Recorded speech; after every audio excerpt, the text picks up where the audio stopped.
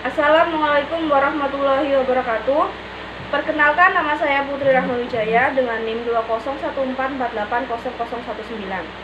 dari Prodi Pendidikan Bahasa dan Sastra Indonesia. Salam sejahtera untuk kita semua. Syukur kita ucapkan atas kesehatan dan kesempatan yang Tuhan berikan kepada kita, sehingga kita berkumpul dalam presentasi ini. Pada kesempatan kali ini saya akan menyampaikan materi presentasi yang berjudul karakteristik teks lisan dan teks tulis. Sebelumnya saya ingin mengucapkan terima kasih kepada Bu Arun Mestipalupi. Terima kasih sudah memberikan kesempatan kepada saya untuk tampil menjabarkan materi presentasi ini. Karakteristik teks lisan. Yang pertama, tidak memiliki kestabilan. Setiap teks lisan yang diturunkan selalu terkait dengan konteksnya, yang meliputi pendengar, berbagai macam suasana baik yang dimiliki oleh pendengar maupun pengarang atau penceritanya, tempat dan waktu ketika teks tersebut dilisankan. Kondisi seperti ini selalu terjadi setiap teks tersebut diproduksi atau diturunkan meskipun yang menurunkan adalah pengarangnya sendiri.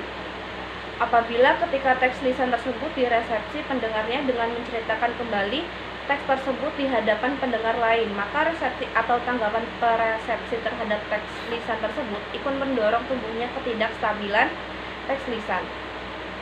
Dengan demikian, dapat dipastikan setiap kali teks lisan diturunkan selalu memiliki perbedaan dengan teks rujuknya. Yang kedua, tergantung kepada penceritanya. Penceritaan atau penuturan sebuah cerita sangat tergantung kepada penceritanya, terutama pada unsur gaya bahasa, retorika, dan dialog antar tokoh yang dimainkan si pencerita.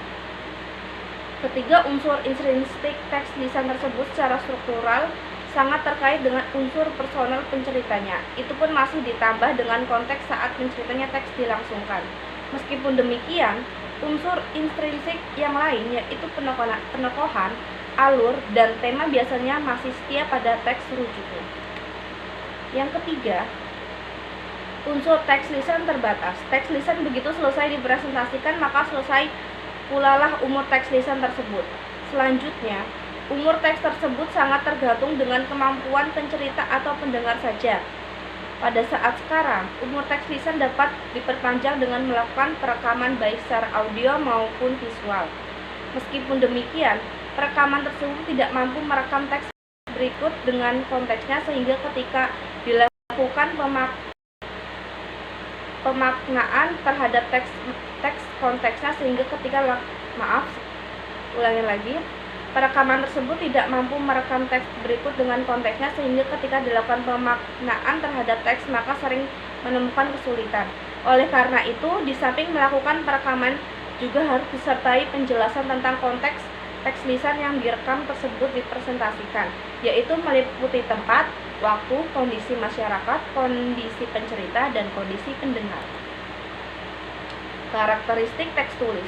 Yang pertama, teks tulis kehilangan konteksnya. Dalam pemakaian bahasa secara si pembicara atau si penulis maupun pendengar atau pembaca kehilangan konteksnya, yaitu segala sesuatu yang berada di sekitar keberadaan teks.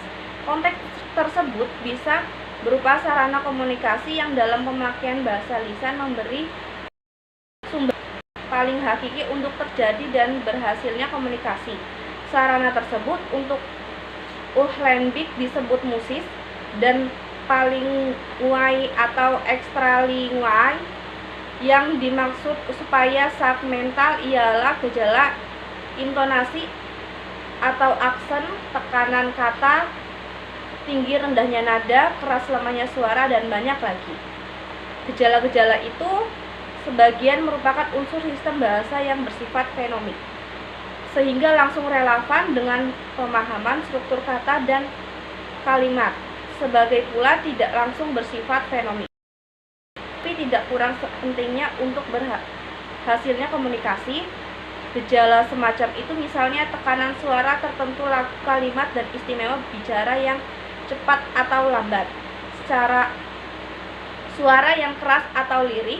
Di samping itu ada gerak-gerik tangan mata dan anggota badan lain yang dapat mendukung dan turut menjelaskan pesan yang ingin disampaikan. Yang kedua, Teks tulis kehilangan hubungan fisik antara komunikator dan komunikan. Dalam bahasa tulis biasanya tidak ada kemungkinan hubungan fisik antara penulis dan pembaca.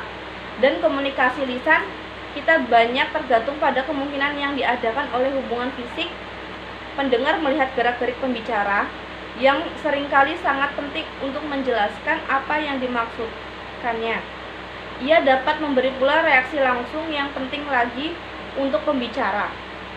Sebab reaksi semacam itu memberi kemungkinan untuk mengecek apa sih pendengar memahami baik apa yang ingin disampaikan. Yang ketiga, usia teks tulis tergantung dari bahan naskahnya. Begitu sebuah cerita tulis pada sebuah naskah, maka sejak itu pula keberadaan teks ditentukan sampai naskah tersebut hilang, rusak, atau hancur dimakan usia. Teks yang ditulis pada bahan yang terbuat dari kertas yang mudah rapuh disukai oleh kutu-kutu atau mudah rusak, usianya lebih pendek dibanding teks yang ditulis pada bahan kertas. Usia teks dapat diperpanjang dengan peralatan naskah yang baik, seperti memberi kapur barus atau bubuk lada, menyimpannya dalam lemari dengan kelembapan yang rendah. Dan yang terakhir, keempat, teks tulis dapat direproduksi berkali-kali. Teks tulis sejak diterbitkan telah memiliki kemantapan. Selain dapat dilakukan penyalinan secara manual, teks dapat direproduksi dalam berbagai bentuk seperti fotokopi, mikrofilm, dan lain-lain. Dalam hal penyalinan secara manual, karena adanya kelemahan manusia, maka terjadilah kesalahan mekanis. Di samping itu, penyalinan manual juga mendorong penyalinan melakukan tanggapan secara langsung dalam bentuk pengubahan teks karena adanya realitas atau kepentingan-kepentingan lain, baik secara pribadi maupun sebagai bagian dari subjek kolektif. Demikian isi presentasi saya kali ini.